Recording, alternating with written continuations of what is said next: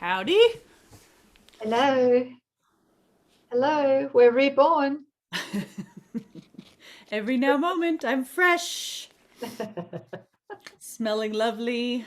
We're Yeah. on lesson 324. Sis and I were talking that there seems to be possible changes on the horizon at the level of form.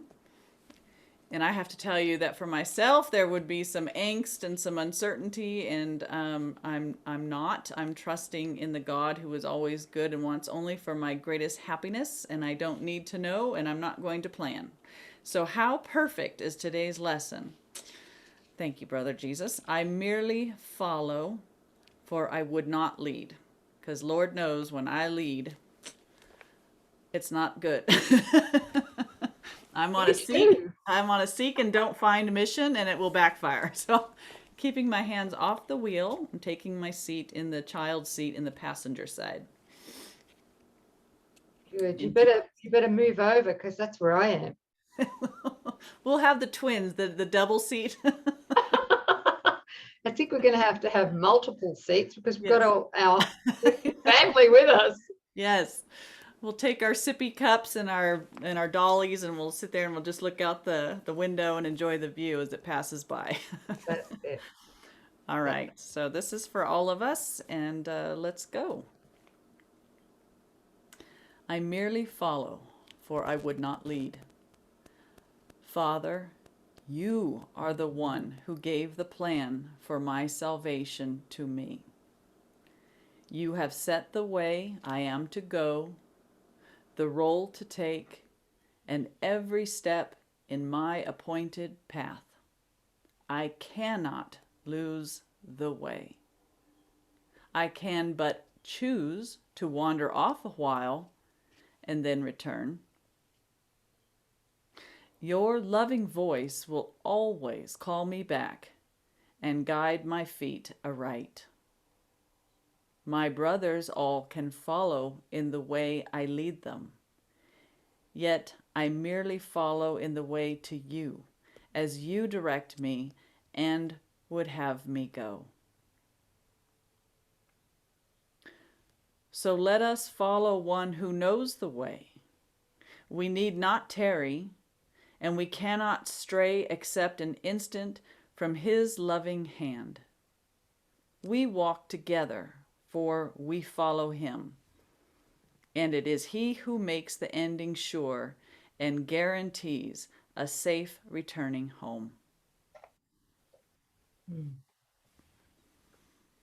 Beautiful. I love that. All who follow him are walking together, all led by the same loving hand to the same place. A safe That's passage home. right. And that's why, literally, we can place the future in the hands of God. Completely. Right. And something that stood out for me as you were reading, sis, was in paragraph 1, line number 2. Yes. Yeah. Yeah. He says this. He says, you have, meaning Father, right? Father, you have set the way I am to go, the role to take, and every step in my appointed path. I cannot lose the way. Yeah. I mean, he's very specific here. It's the first time I've really seen it. He says here that he has already set the way that we are to go and the role that we are to take and every step that in our appointed path, and that we can't possibly lose our way. I mean, how big is that? Right? Yeah. I mean, the only thing we can do is we can choose to waste, well, Time. yeah, right? In other Right. words, we can choose to take a detour, which is what we often do, which can be also repurposed by Holy Spirit. Yes. Hey, there's nothing to feel guilty about. We take detours all the time. That's how we learn. We learn the blinding contrast Yes. between those detours that we take, we think we can manage it on our Yes. own without him. And those times where we come back under his wing Yeah. and we go vertical, so to That's right. speak, right? Yes. And he, Jesus does say in the course, and I can't remember exactly where, but the the the line or the passage is, time can waste as well as be wasted. Mm-hmm. Yeah. That's the only thing, Yep. right? And sometimes I've felt very very much like time has taken its toll. Mm-hmm. Yeah. Right. Yeah. It depends on how we're interpreting it, but it would seem like it was a lot of waste. But then when I look back, I'm recognizing, well, that, everything interlocked to bring me to this now moment. And I'm grateful, as I look back. And sometimes when I'm doing the exercises that we're pointing you to, when you do them later on again, you're like, wow, I am so not where I was. And so you can see how everything was divinely perfect, right? Even the seeming detours. But eventually, I have to giggle because he says, I can but choose to wander off a while and then return. So, I mean, the prodigal son journey is the blueprint. We will always return. And if there's any doubt in our mind that we want to return, we'll take a detour. And that's going to teach us that, that's not going to work out for you. It's not going to bring you what you want. There's no success there. And we come back. Better for having learned through contrast, learning what we don't want. So now that we're more focused and our desire is purer, to not wander. Maybe we won't wander as long next time in the dream of time. Mm. Yeah, so I'm ready. Like I've had God answer a prayer about location and function and finance, so many times now that this morning there was something from the landlord and it was like, oh my gosh, that was the first thought. And then the next one was, better by now. You just have too much in the bank, so to speak, to doubt. In the spiritual bank. Yes, spiritual bank. And doubt is a waste of time. Doubt leaves my mind locked away from hearing his guidance and it goes nowhere. It feeds nothing but fuels an ego and a me that never existed. So where do you stand moment to moment? We're making that choice. So I merely follow, for I would not lead. I don't want a roundabout. I want the most direct path home. Will you join me there? Thank you. Yes. Join in the certainty of the one who knows, who gave the plan. Yeah. I had a note here to ask, are we making the time or room or space for that guidance? Because now I think on this journey we educate the self, the mythical self out of itself, and there's just one practice to do, and that is to listen for the voice for our right mind, which is the Holy Spirit, which will not come while we cover over the day with distractions and being busy and worrying or planning, right? So how are you going with giving over that time to him, to be still, giving audience to the one who knows, so you can know the plan to take? Just some self-inquiry. Yeah, very good, sis, because it requires us being still within and really feeling that guidance, because sometimes it's not a voice. Most times it's not a voice, it's a feeling.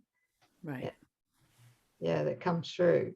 But unfortunately, that's not going to happen while we're busy, distracted, Right. leading instead of following. That's it. Thank you. Anything else? Not that I can think of. Yeah. Thank you. Did I ever mention that thing about the child in the child seat to this audience, to this family? I don't know if I did or not, but I remember being on the freeway late for something, and my daughter was in the car seat next to me in the passenger seat, and I was freaked out, trying to figure out where to go. And the voice came in, just look at your daughter. And I turned and looked at her, and she had her favorite stuffed animal in her hand and her finger in her mouth, and she was looking out the window, and she was completely calm. Totally at peace in trusting that she would end up wherever we were going and that I was taking care of her, that she'd end up back at home with her dinner, in her bed, with her doll. You know, there was just zero concern. And it was back, this was back in my California days. And so the lesson for me was coming to trusting the way that she trusted in me, trusting in God.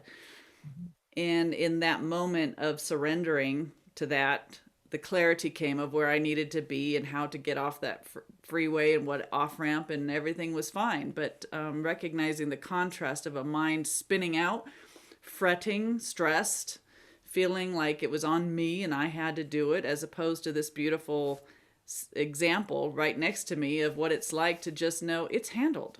It's handled. Cast your cares on him, for he cares for you. That's what Jesus told us. You know, our burden is light, the yoke is easy. Are we handing it over? It's only when we try to sit in that driver's seat and control. Any controllers out there? No. Yeah. So Only you. I'm the only one. Yeah. So the mind that just goes, it can't possibly be that easy. Well, the ego doesn't want you to know that it can be that easy. And I have proven that. So that's why I'm saying in the bank, in the spiritual bank, is a trust that when we really do surrender it completely and keep our hands off the wheel, no second guessing, no fretting, no matter if the timeline seems to be looming or the money doesn't seem to be there or the answer's not known now. Of course God knows what we need. And of course he opens the way to us, not through our own self, though, through his wisdom. And we wait on that wisdom, trusting it never fails. So why would it be any different this time, right? So and it's a beautiful way to live your life. It's the only way to live your life. And I don't know, maybe that analogy or that visual might help somebody right now. Very helpful. Thank you, sis. Because there's just a gentle anticipation that he's taking care of us. Yeah. Right. And that's that trust. Mm-hmm. Yeah. And that's the overcoming of the fear of God also. There's another way that we overcome the fear. Just realizing, wow, when I didn't interfere, the answer was good. It met all my needs, and probably it's always been more than what I wanted from my initial thought. And it's perfect, you know. So there's the proof of a loving God that's caring for us. Okay, that's enough. Thank you. Love you guys. Thanks for the joining. Thanks, sis. Thank you. We'll see you next time.